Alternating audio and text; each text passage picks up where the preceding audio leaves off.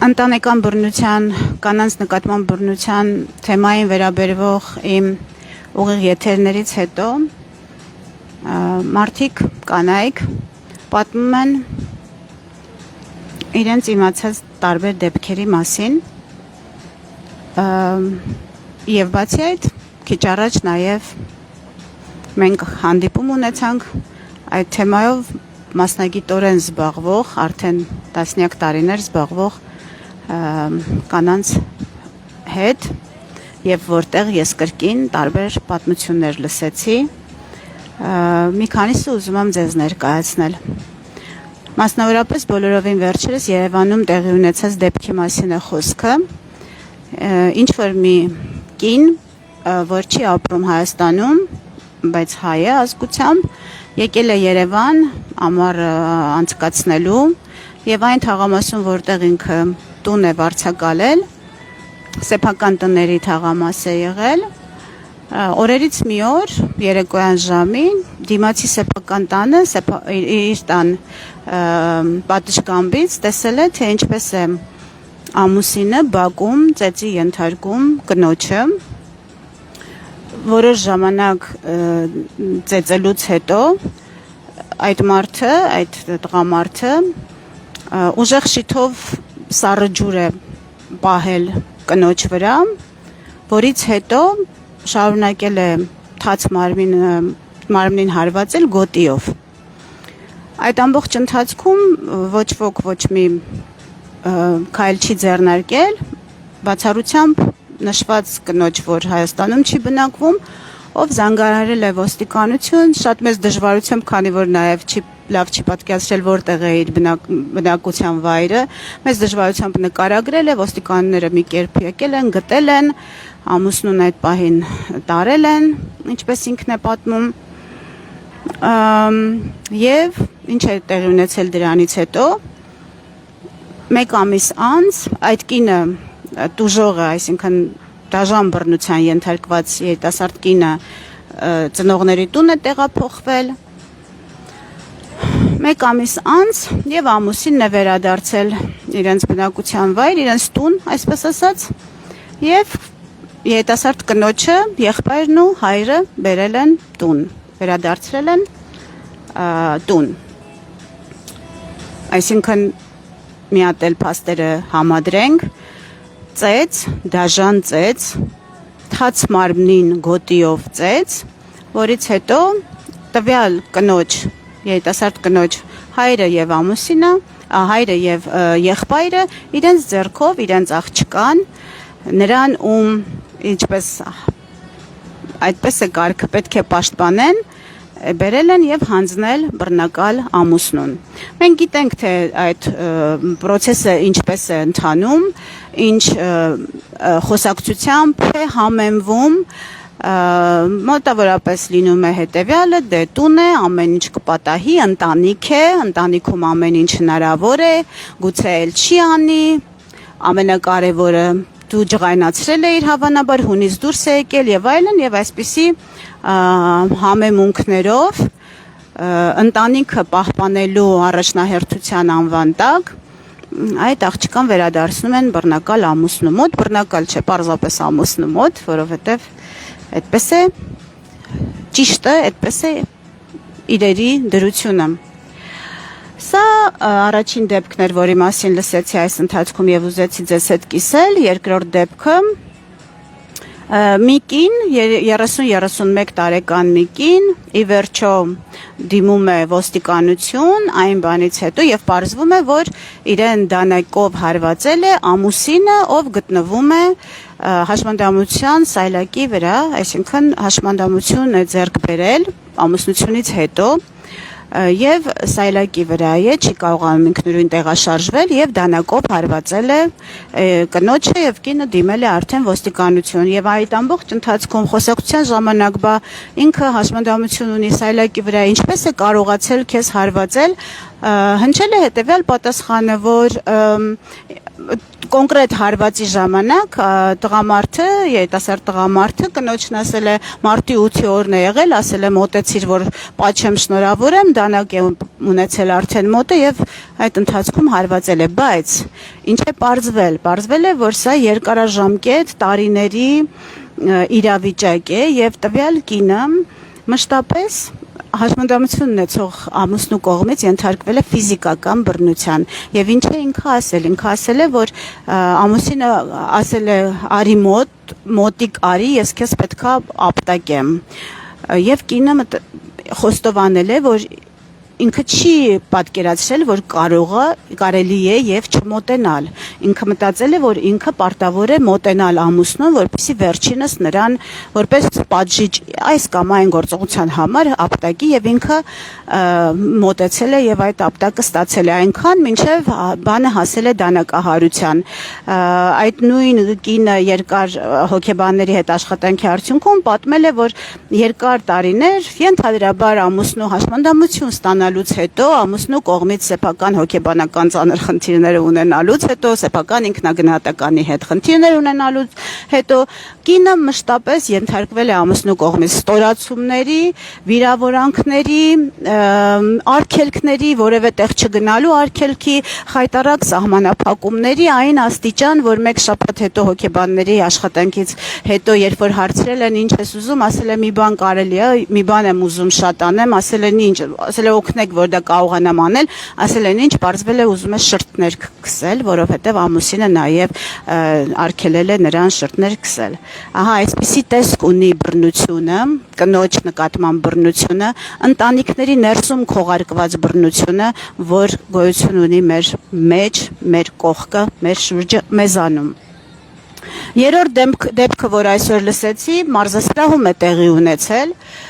Երիտասարդ ամուսինները կրկին 30-35 տարեկանի սահմաններում երիտասարդ զույգը մարզվելիս է եղել միասին, ամուսինը եւ կինը։ Եվ ներկա գտնվող ականատեսը պատմում է, որ մարզվելու ընթացքում հանկարծ ամուսինը սկսել է ոտքով հարվածել իր կնոջը։ Ներկաները կրկին ոչինչ չեն ձեռնարկել, բացառությամբ այս կնոջ, ով աղմուկ է բարձրացել, մոտեցել է, խոսակցություն է եղել, ոստիկանությունը կարծեմ կանչել, ուղղակի մարզասրահում մարզվելու ընթացքում ինչ որ պահի տակ գուցե ինչ որ խոսքի վրա, գուցե ինչ որ, չգիտեմ, գուցե կինը էլի ինչ որ շատ սարսափելի մեղք է գործել այդ պահին, սխալ թույլ տվել, չեմ կարող պատկերացնել ինչ է տեղի ունեցել, ճակերտավոր եմ ասում, որովհետև մարզվելու ընթացքում դժվար է պատկերացնել, չէ, ինչ պետք է տեղի ունենա, որ ամուսինը ոտքով հարվածի սեփական կնոջը այդքան մարդու աչքի առաջ։ Եվ ինչ է եղել այս դեպքում շարունակությունը եղել է այն, որ այս ականատեսը կնոջ հետ մենակ մնալու դեպքում սկսել է խոսել, զրուցել եւ կինը ասել է, գիտեք, ինքը պատերազմի մասնակից է եւ քանի որ պատերազմի մասնակից է, այսպես հունից դուրս է գալիս եւ կինը ում ամուսինը ամբողջ ներկաների աչքի առաջ ոտքով հարվածել է, սկսել է արդարացնել եւ բացատրություններ բերել ներկաներին, թե ինչու է իր ամուսինը իր հետ այդպես վարվել։ Ականատեսը, ով քիչ թե շատ մասնագիտացված է եւ գիտի, թե քիչ թե շատ չէ, այսինքն մասնագիտացված է եւ շատ լավ գիտի ինչ է բռնությունը, անմիջապես հարցրել է քո ամուսինը վերադարձից հետո պատերազմի ընտանիքի մյուս անդամների նկատմամբ այսպես վարվում է, այսինքն եթե ինքը պատերազմից հետո ձեռք է բերել հոգեբանական խնդիրներ եւ իրավունք ունի բռնություն գործադրել տարբեր իր իրեն շրջապատող մարդկանց նկատմամբ եւ դա արդարացում է, կհիշես դեպք, որ բռնություն գործադրի ընտանիքի մյուս անդամների նկատմամբ ասել է ոչ, դա տեղի է ունենում միայն իմ հանդեպ։ Եվ չորրորդ դեպքը, որ կրկին այսօր լսեցի, հետևյալն է, որ 2 ամսական հղի կինը, երիտասարդ կինը, դիմել է ոստիկանություն, որ այն պատճառով, որ ամուսին իրեն ծեծի է ենթարկել 2 ամսական հղի կնոջը։ Արդյունքում ոստիկաններն ասել են դե մի մեծացրու, մի ուռճացրու պատմությունը եւ հետ են ուղարկել եւ հաղորդում նրանից չեն ստացել։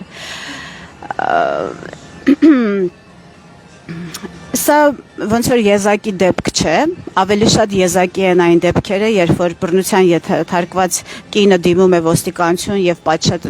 ընթացակարգով անցնում եւ պաշտպանություն գտնում, ինչը ի վերջո բոլոր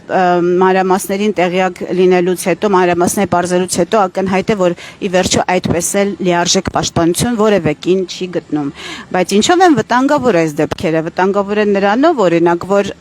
պարզապես մարդկանց կյանքի հետ գործ ունեն։ Այս հղի կնոջ դեպքում, ցանկացած բռնության դեպքում գործ ունենք կյանքի ու մահու հետ, որովհետև երբ որ բռնությունը տեղի է ունենում, դրա պայմաններում շատ դժվար է վերահսկել սահմանները եւ շատ դժվար է վերահսկել շարժումները, գործողությունները եւ առնվազն չմտածված սպանություն այդ պահին չգործել։ Մնացած բոլոր շերտերի մասին ես խոսել եմ, դեռ կխոսենք, երկար կխոսենք այս մասին, բայց հիմա ուղղակի դրա մասին եմ ուզում ասել, դրա վրա ուշադրություն հրավիրել։ 2 ամսական հղի կնոջ ոստիկանը, որը ուղարկել է տուն ամուսնու մոտ, ով ծեծի է ենթարկել, ուղղակիորեն մեր հարգելի ոստիկանը վտանգել է այդ կնոջ եւ այդ դեռ չծնված երեխայի կյանքը։ Սա ուզում եմ, որ հստակ մենք արձանագրենք եւ անցնենք առաջ։ Իսկ անցնել առաջ նշանակում է պատմել մեկ ուրիշ կնոջ պատմություն, որը հանրային է եղել,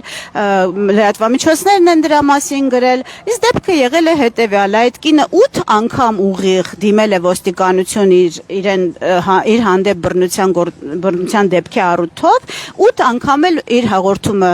չի ընդունվել եւ ոստիկանները հավանաբար կրկին ասել են դե տունը ընտանիքը ամեն ինչ պատահում է, բոլորիս տներում էլ պատահում է, ինչ ես պատմություն սարքել, գնա ամուսինը այսօր կծեծի վաղը կսիրի, այսպիսի հայտնի խոսակցությամբ այս կնոջը ուղարկել են հետ 8 անգամ դիմելուց հետո եւ 8 անգամ պաշտպանություն չստանալուց հետո այս կնոջը այդ ամուսինը սպանել է։ Ուզում եմ ասել այն, որ